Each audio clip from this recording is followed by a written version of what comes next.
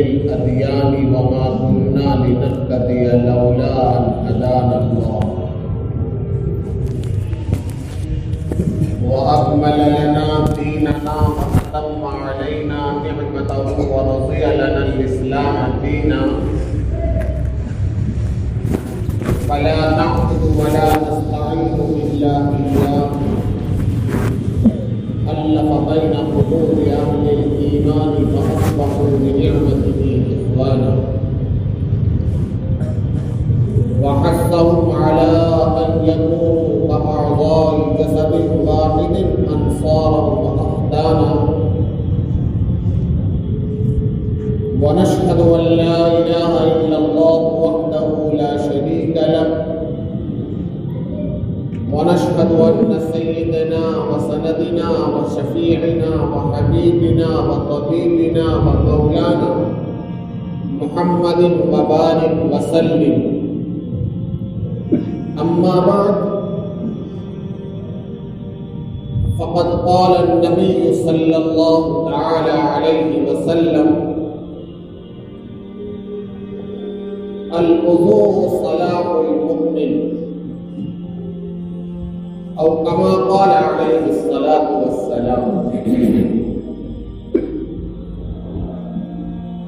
اللهم صل على سيدنا ومولانا محمد وعلى آله وصحبه وبارك وسلم اللهم صل على سيدنا ومولانا محمد وعلى آله وصحبه وبارك وسلم اللهم صل على سيدنا ومولانا محمد وعلى آله وصحبه وبارك وسلم كما تحب وترضى عدد ما تحب وترضى. میرے محترم دوستوں اور عزیز قابل قدر بزرگوں،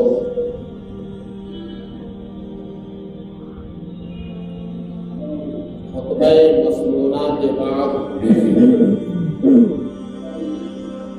سید الکونین فخر الرسل امام النبیین والمرسلین خاتم النبیین والمرسلین محمد مصطفیٰ احمد مجتبیٰ صلی اللہ علیہ وسلم کی ایک حدیث میں نے آپ حضرات کے سامنے پڑھی. اسی کے ذیل میں انشاءاللہ کچھ عرض کرنے کی، کچھ کہنے کی، گفتگو کرنے کی کوشش کروں گا. اللہ مجھے بھی اور آپ حضرات کو بھی عمل کی توفیق نصیب فرمائے. اصل عمل ہے میرے محترم دوستوں اور بزرگوں، کہنے والا بھی محتاج ہے اور سننے والے بھی محتاج ہیں. دین کی بات کا کہنا اور سننا، اس کا تعلق عمل سے ہوتا ہے. اگر عمل کی نیت سے سنیں گے تو فائدہ ہوگا، اور بلا عمل کی نیت سے اگر سنیں گے تو اس سے کوئی فائدہ نصیب نہیں.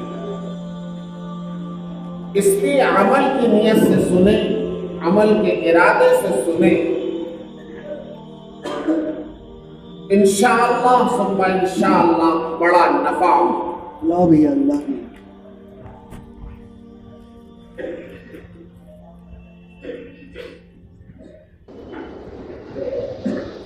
حدیث کے الفاظ جو میں نے آپ حضرات کے سامنے پڑھی، آقا صلی اللہ علیہ وسلم نے یوں ارشاد فرمایا الوضوء صلاح المؤمن، کہ وضو مومن کا ہتھیار ہے، اسلحہ.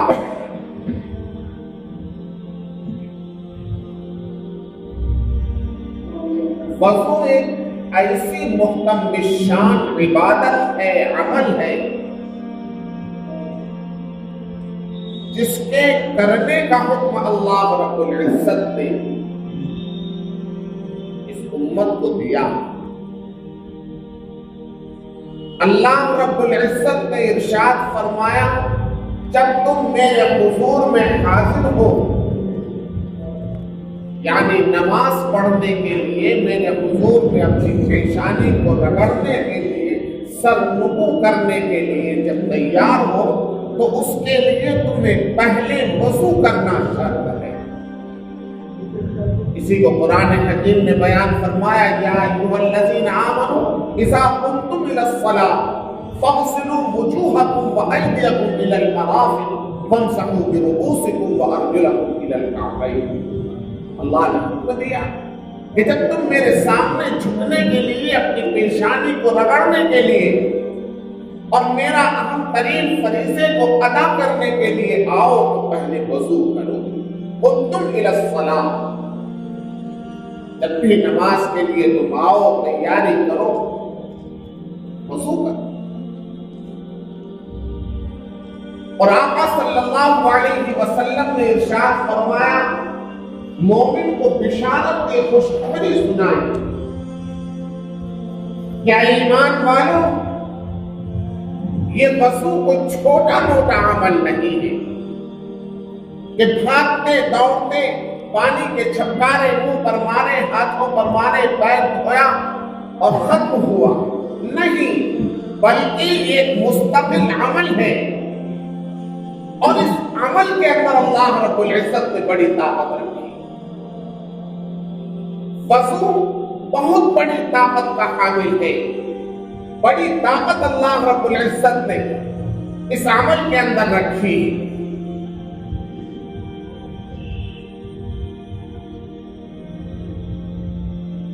اللہ کے نبی علیہ السلام نے مومن کا ہتھیار یوں ہی نہیں ارشاد فرمایا،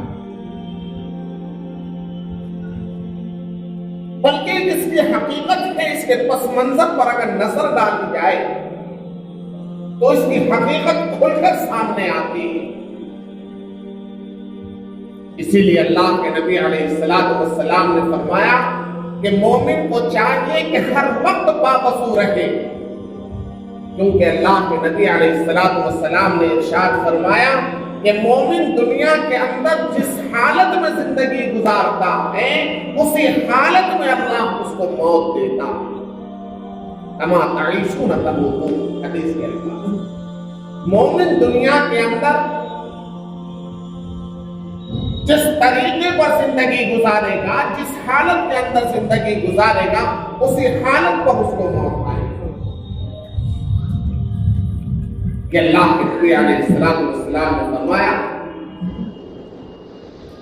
اکیلے نظر بیٹھتا کما تعیشون تموتون. چنانچہ امام ربانی مجدد الفسانی سرہندی رحمت اللہ علیہ، جن کا خاندان آج بھی موجود ہے،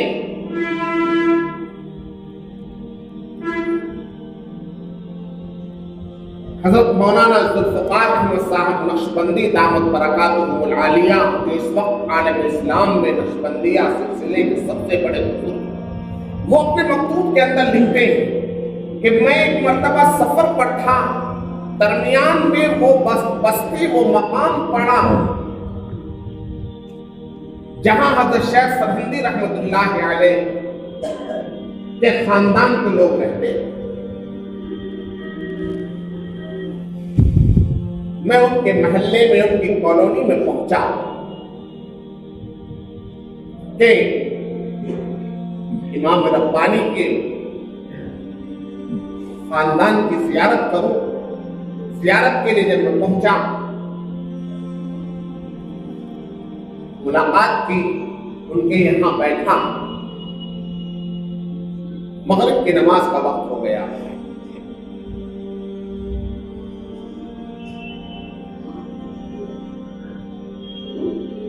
میں نے ان سے معلوم کیا کہ یہاں مسجد قریب میں ہے. کہنے لگے نہیں، مسجد دور ہے، مسجد کی تیاری چل رہی ہے یہاں تعمیر کی، البتہ فی الوقت مسجد دور ہے.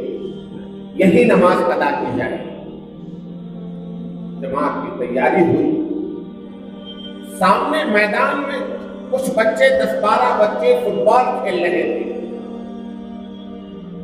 جب ان کے خاندان کے لوگ جماعت کے لیے کھڑے ہو گئے، مصلی پر آگے بڑھنے سے پہلے انہوں نے ان بچوں کو آواز دی کہ بچوں آؤ، نماز جماعت تیار ہے، آ کر نماز پڑھو۔ سارے بچے آئے، جوتے اتارے، آ کر کھڑے ہو گئے۔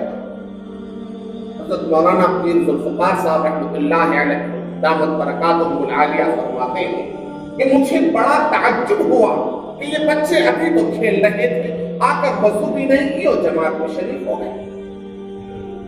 میں نے کہا بچوں وضو نہیں کرو گے؟ تو جو یہ نماز پڑھانے کے لیے آگے جا رہے تھے ان کے خاندان کے، انہوں نے کہا کہ حضرت سب کا وضو ہے۔ جماعت ہو گئی، لیکن میرے دل پر احساس رہا کہ ان بچوں نے وضو نہیں کی۔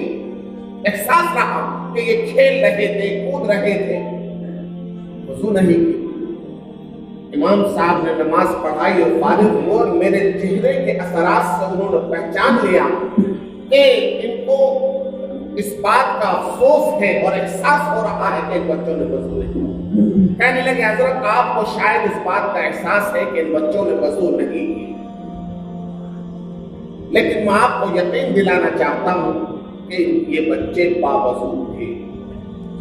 اس کی وجہ یہ ہے کہ حضرت شیخ سرہندی رحمت اللہ علیہ کے بعد سے ان کے خاندان کے اندر یہ عادت اور یہ عبادت چلی آ رہی ہے کہ ان کے خاندان کا کوئی بچہ، بوڑھا، عورت کسی وقت بے وضو نہیں رہتے، ہر وقت باوضو رہتے۔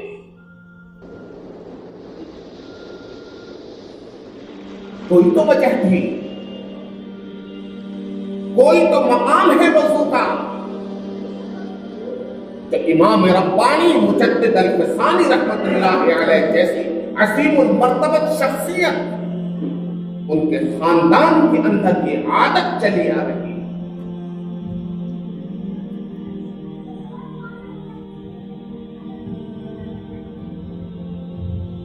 اسی لیے اللہ کے نبی علیہ السلام نے فرمایا کما تعیشون تموتون، مومن جس حالت کے اندر زندگی گزارتا ہے اسی حالت میں اس کو موت دی جاتی ہے۔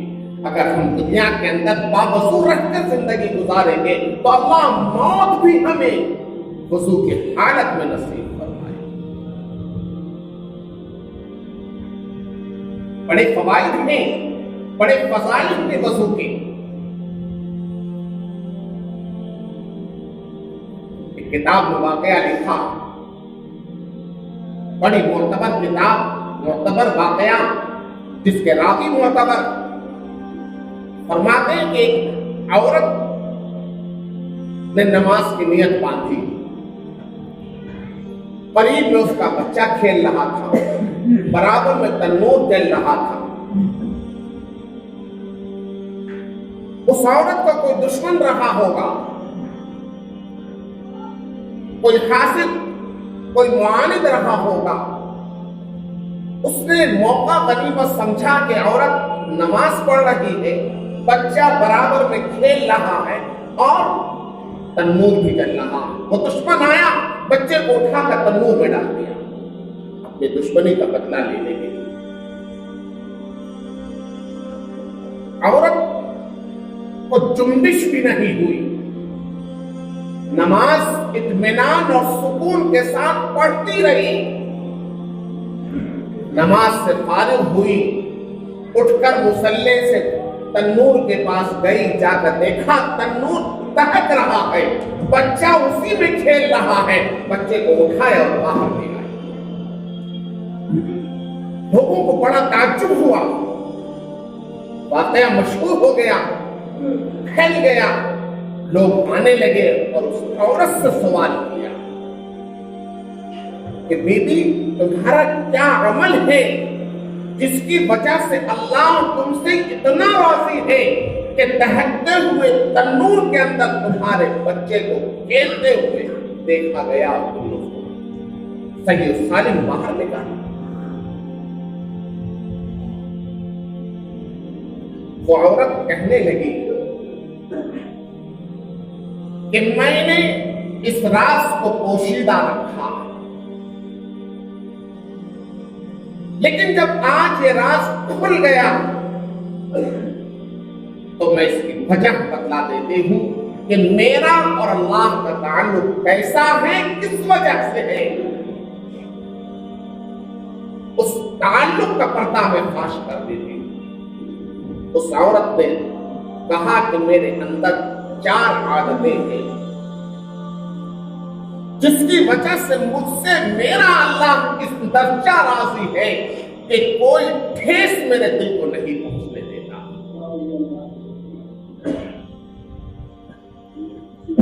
یہ کہہ کر اس عورت نے بتایا کہ میرا سب سے پہلا عمل کہ میں ہر وقت باوضو رہتی ہوں، جب بھی میرا وضو ٹوٹتا ہے میں فوراً وضو کر لیتی ہوں۔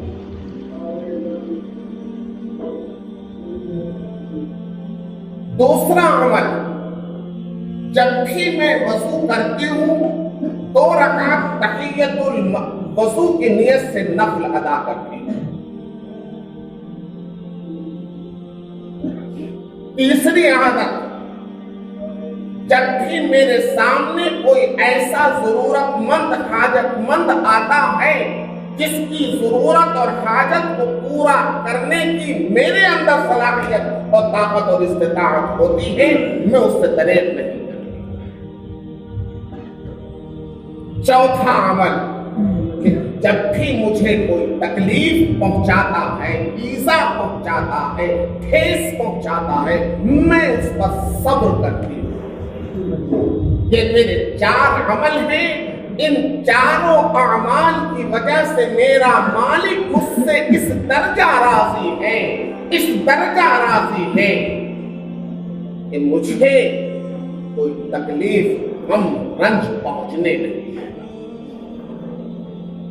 ایک وضو کی طاقت، ہر وقت باوضو رہنے کی طاقت ہے۔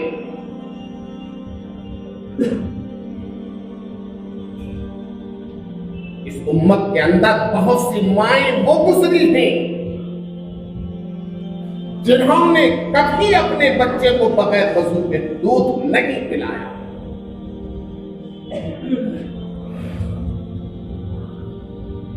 حالانکہ مرد کے لیے تو باوضو رہنا آسان ہے، لیکن عورت کے لیے بغیر وضو کے اپنے بچے کو دودھ پلانا بہت مشکل ہے، آسان نہیں ہے۔ سردی کا موسم ہے، لحاف میں لیٹی ہوئی ہے، نیند آ رہی ہے، کمرہ گرم ہے، رات کو بچے کو دودھ کی ضرورت ہوئی، بچہ رویا تو اب اس کو اٹھنا پڑے گا، لحاف کی گرمی کو چھوڑ کر کمرے سے باہر نکل کر وضو کرنا پڑے گا، اس کے بعد ہی وہ دودھ پلائے۔ حضرت خواجہ معین الدین چشتی اجمیری رحمت اللہ علیہ پائے کے بزرگ، کون نہیں جانتا، ساری دنیا ان کی بزرگی سے واقف ہے۔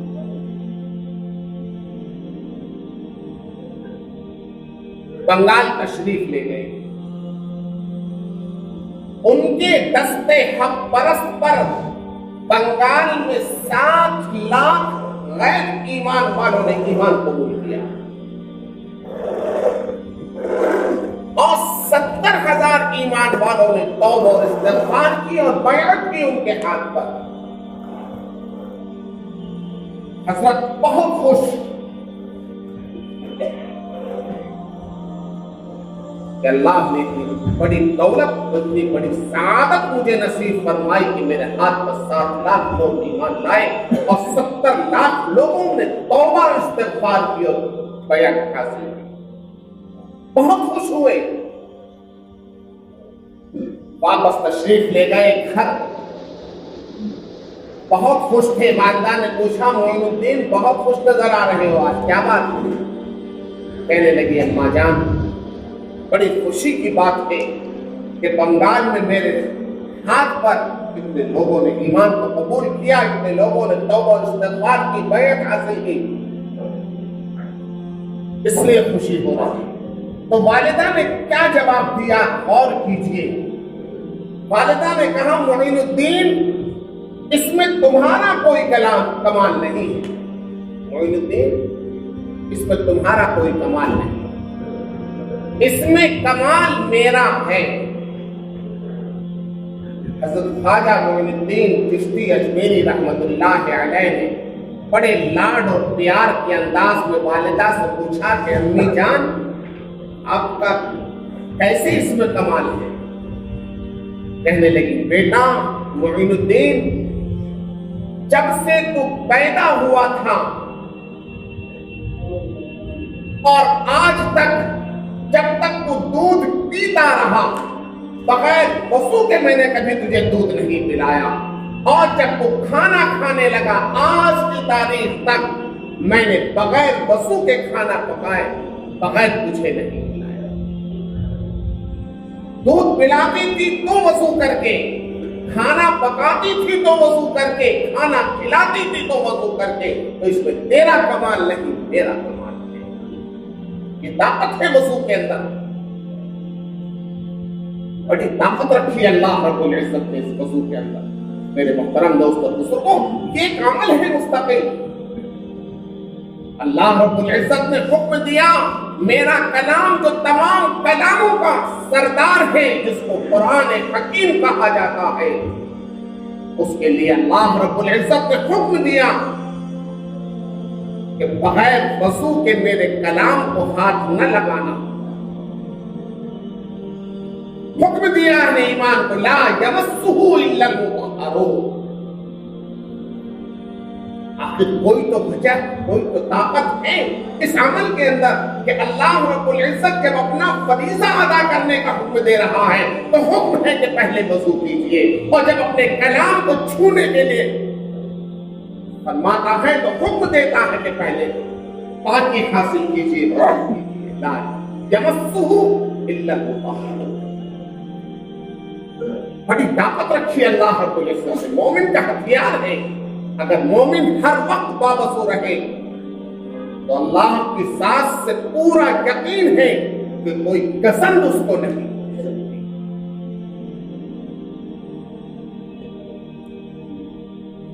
ملا جیون رحمت اللہ علیہ دہلی میں حضرت خواجہ باقی باللہ رحمت اللہ علیہ کے برابر میں مزار پائے کے بزرگ محدث گزرے،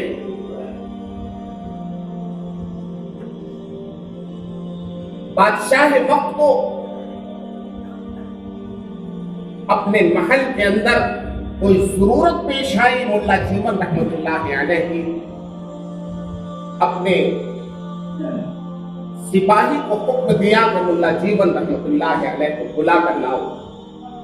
وہ سپاہی ملا جیون کی خدمت میں پہنچا تو دیکھا کہ حضرت حدیث کا درس دے رہے، اور حدیث کا درس دینے کا یہ ادب ہے کہ جس حدیث پر کلام چل رہا ہو، گفتگو چل رہی ہو، جب تک وہ اس حدیث کا کلام اور گفتگو ختم نہ ہو دوسری طرف متوجہ نہ ہو۔ سپاہی آیا، ملا جیون کے پاس کھڑا رہا، ملا جیون رحمت اللہ علیہ حدیث پر گفتگو کرتے رہے، کلام کرتے رہے، یہاں تک کہ وہ سپاہی تھک گیا اور واپس بادشاہ کی خدمت میں حاضر ہو کر کہہ دیا کہ حضرت ملا جیون تو بڑا متکبر آدمی ہے، میں اتنی دیر کھڑا رہا، میں ادھر دیکھا نہیں، یہ نہیں وہ نہیں، دنیا بھر کا چلا گیا۔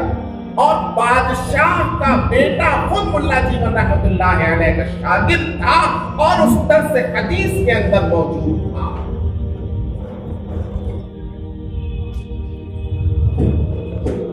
فارغ ہوئے، ملا جیون رحمت اللہ علیہ کا بیٹا بھی اپنے باپ کے پاس محل میں پہنچا تو دیکھا وہ سپاہی شکایت کر رہا ہے۔ بادشاہ نے فوراً حکم دے دیا کہ ملا جیون کو گرفتار کر کے میرے حضور میں حاضر کیا جائے۔ ادھر بیٹے نے بادشاہ کے سنا تو سوچا میرے استاد ہیں، فوراً جا کر استاد سے کہا کہ حضرت والد محترم نے آپ کی گرفتاری کا حکم دے دیا ہے۔ ملا جیون رحمت اللہ علیہ نے جب یہ سنا تو فرمایا کہ اچھا لاؤ لوٹا کرو۔ وضو کرنے بیٹھ گئے، مصلی بچھانے کا حکم دیا۔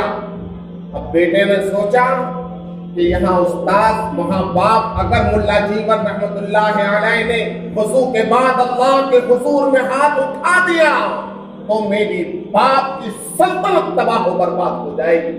بھاگا ہوا باپ کے پاس پہنچا، بادشاہ وقت نے کہا ابو جان ملا جیون رحمت اللہ علیہ نے وضو کر کے مصلی پر بیٹھ کر ہاتھ اٹھانے کا ارادہ کر لیا ہے۔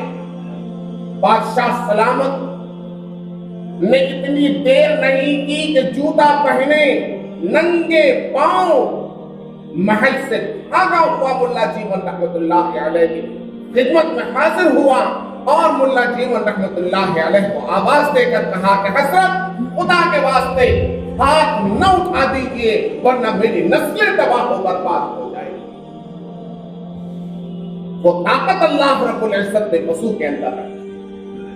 وضو عبادت ہے، وضو وہ عمل ہے جس کا حکم اللہ رب العزت نے دیا ہے۔ میرے محترم دوستوں بزرگوں، ہمیں آپ کو چاہیے کہ ہم ہر وقت باوضو رہیں، گھر کی عورتوں کو بھی کہیں اور ان کو بھی اس کے پابند کرنے کی کوشش کریں کہ باوضو کھانا بنایا کریں، باوضو آٹا گوندھا کریں۔ آج ہم سب اپنے گھروں کی شکایت کرتے ہیں کہ ہماری اولاد نافرمان ہے، بیویاں شکایت کرتی ہیں ہمارا شوہر نافرمان ہے، ہر وقت تنبیہ کرتا ہے، ٹال و تشنیع کرتا ہے، گالی گلوچ کرتا ہے، سخت لہجے میں پیش آتا ہے، عورتیں پریشان، ماں باپ پریشان۔ میرے محترم دوستوں اور بزرگوں، یاد رکھو اگر گھر کی عورتیں باوضو کھانا بنانے لگے اور گھر کے مرد باوضو رہنے لگے تو انشاءاللہ ثم انشاءاللہ اللہ کی ذات سے امید ہے کہ گھر ہمارے جنت بن جائیں گے، اولاد فرمانبردار ہوگی، شوہر بیوی کا فرمانبردار، بیوی شوہر کی فرمانبردار ہوگی، اور جس گھر کے اندر یہ حالات پیدا ہو جائیں اس کا گھر جنت بن جاتا ہے۔ اور مستقل جب وہ باوضو رہے گا تو اس کا ایک ایک لمحہ، ایک ایک لحظہ، ایک ایک آن اللہ کی عبادت کے اندر لکھا جائے گا۔ میرے محترم دوست، اللہ ہمیں آپ کو عمل کی توفیق نصیب فرمائے۔ وآخر دعوانا ان الحمد للہ۔